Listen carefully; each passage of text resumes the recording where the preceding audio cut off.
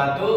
Saya Muhammad Najlam dari kelas SI 6B ingin mempresentasikan tugas yang diberikan oleh Bapak Andrinata. Materinya itu ialah Man in the Middle Attack. Yang pertama itu kita masuk dari definisi. Definisi Man in the Middle Attack itu ialah serangan manusia di tengah adalah jenis serangan keamanan komputer di mana penyerangan menciptakan hubungan yang tampaknya langsung antara dua pihak yang berkomunikasi, sementara sebenarnya penyerangan memasuki komunikasi tersebut secara diam-diam. Yang kedua itu adalah dalam serangan ini penyerangan memposisikan dirinya di antara pengirim dan penerima yang seharusnya berkomunikasi secara langsung dan dapat memantau, mengubah atau bahkan memanipulasi pesan yang dikirim di antara mereka. Kita masuk materinya yang kedua. Dampak serangan Man in the Middle Attack. Ada 5 bagian. Yang pertama itu adalah pencurian informasi pribadi. Penyerangan dapat mencuri informasi pribadi yang dikirim antara dua pihak yang seharusnya berkomunikasi. Informasi yang dicuri dapat berupa kata sandi, nomor kartu kredit, dan keuangan, atau informasi identitas pribadi lainnya. Dengan memiliki akses ke informasi ini, penyerangan dapat melakukan tindakan jahat seperti pencurian identitas atau penipuan. Bagian yang kedua, penyadapan komunikasi. Penyerangan dapat memantau dan merekam komunikasi yang terjadi antara dua pihak. Hal ini dapat mencukup pesan teks, penggelapan telepon, atau bahkan komunikasi audio dan video. Dengan informasi yang diperoleh dari penyadapan ini, penyerangan dapat mengumpulkan data sensitif atau merencanakan serangan lebih lanjut. Yang ketiga itu adalah manipulasi data. Selain memantau komunikasi, penyerang juga dapat mengubah atau memanipulasi data yang dikirimkan antara dua pihak. Ini bisa berarti mengubah pesan yang dikirimkan, mengganti alamat tujuan, atau bahkan mengirimkan data palsu kepada pihak yang berkomunikasi. Manipulasi data seperti ini dapat menyebabkan kesalahan interpretasi, kehilangan data, atau bahkan mengarah pada tindakan yang merugikan. Bagian yang keempat adalah kerugian keamanan. Serangan Man in the Middle Attack dapat menyebabkan kerugian keuangan yang signifikan bagi individu maupun organisasi. Pendirian informasi pribadi seperti nomor kartu kredit dapat digunakan oleh penyerangan untuk melakukan transaksi tidak atau pencurian dana. Yang kelima itu ialah yang terakhir, pelanggaran privasi. Serangan Man in the Middle Attack melanggar privasi komunikasi yang seharusnya aman antara dua pihak. Data pribadi yang seharusnya tetap rahasia dapat diekspos kepada penyerang yang dapat menggunakan dengan cara yang merugikan individu atau organisasi tersebut. Kita masuk bagian ketiga, cara penanganan. Ada 5 cara penanganannya. Yang pertama itu, gunakan koneksi aman.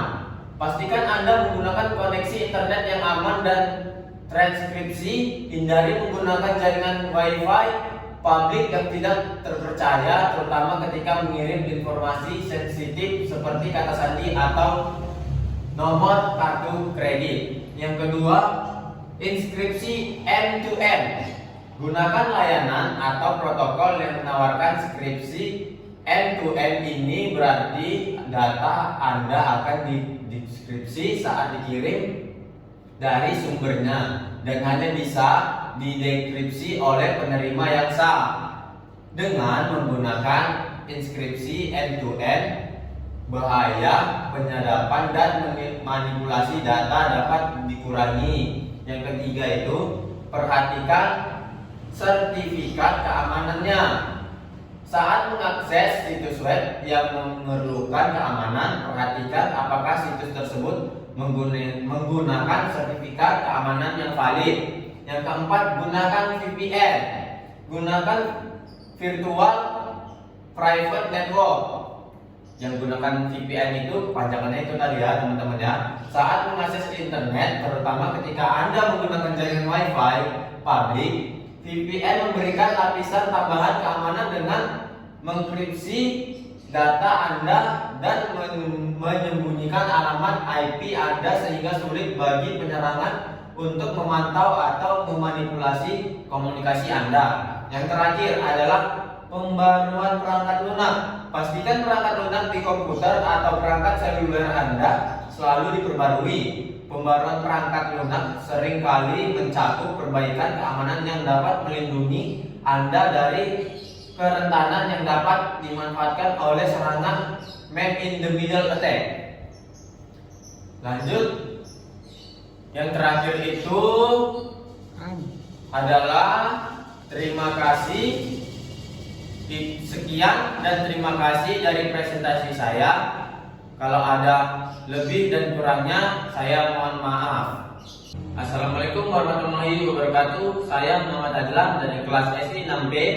Di sini saya ingin menjelaskan atau mereview jurnal dengan materi Man in the Middle Attack.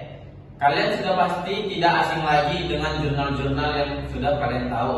Pasti di setiap jurnal ada beberapa orang yang ikut serta membuat jurnal tersebut. Seperti kita lihat pada jurnal ini ada nama Penny Endah Wahani, Firja Prima Adityawan, Retno Mumpuni. Setiap jurnal pasti mempunyai yang namanya abstrak. Seperti kita lihat abstrak ini.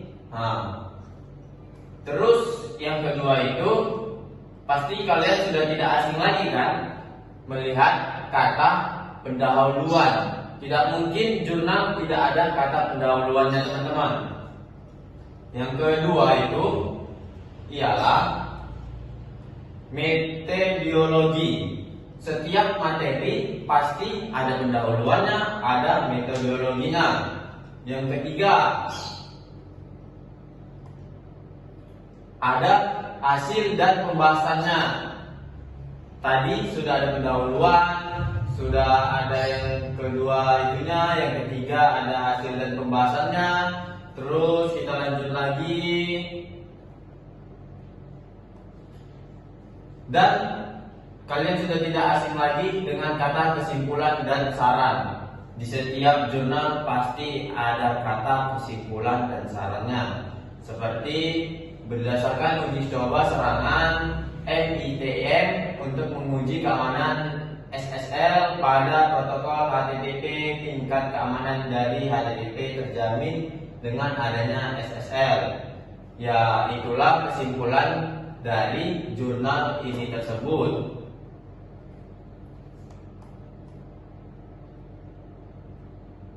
Oke, sekian saja dari saya tentang mereview jurnal dengan materi Man in the Middle Attack. Jika ada kesalahan dan kekurangan, mohon dimaafkan. Assalamualaikum warahmatullahi wabarakatuh.